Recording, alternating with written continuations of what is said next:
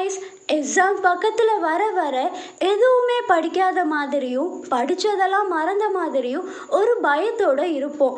இன்னும் படிக்க இவ்வளோ டாபிக்ஸ் இருக்கா, இன்னும் சிலபஸை கவர் பண்ணலையான்னு ஓவர் திங்கிங் பண்ணியே படிக்காமல் டைமை வேஸ்ட் பண்ணிட்டு இருக்கீங்களா?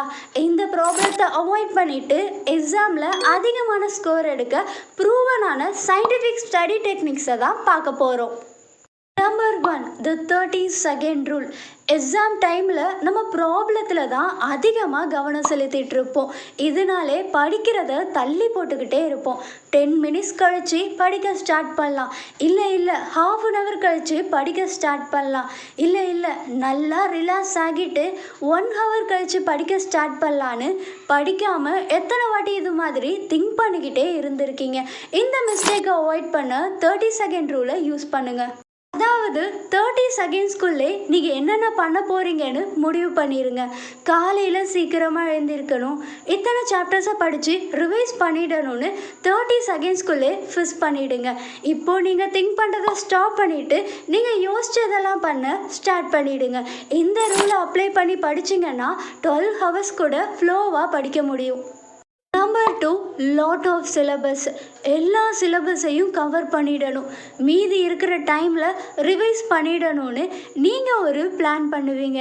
நீங்கள் பிளான் பண்ண மாதிரி கம்ப்ளீட் பண்ண முடியலன்னா அப்போ ஸ்ட்ரெஸ் இன்க்ரீஸ் ஆகும், உங்களால் சரியாகவே படிக்க முடியாது. இதனால் எக்ஸாம்லேயும் கம்மியான மார்க்ஸை தான் ஸ்கோர் பண்ணுவீங்க. இந்த மிஸ்டேக்கை அவாய்ட் பண்ண இந்த ட்ரிக்கை யூஸ் பண்ணுங்கள்.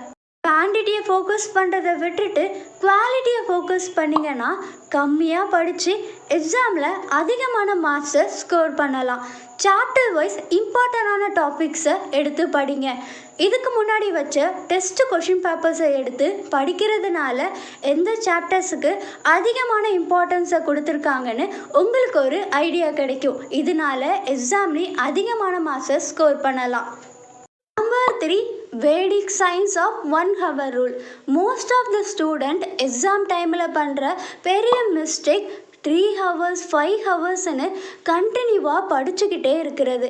இதனால் டயர்டாகிடுவீங்க, படித்ததும் மறந்துடும். அதுக்கு தான் இந்த ரூலை யூஸ் பண்ணுங்கள். 1 hour படிங்க, அதுக்கப்புறம் பிரேக் எடுத்துக்கோங்க. 1 hour படிங்க, பிரேக் எடுத்துக்கோங்க. இப்படி படிக்கிறதுனால ஃபோக்கஸ்டாக படிக்கலாம். Number 4, reward your self.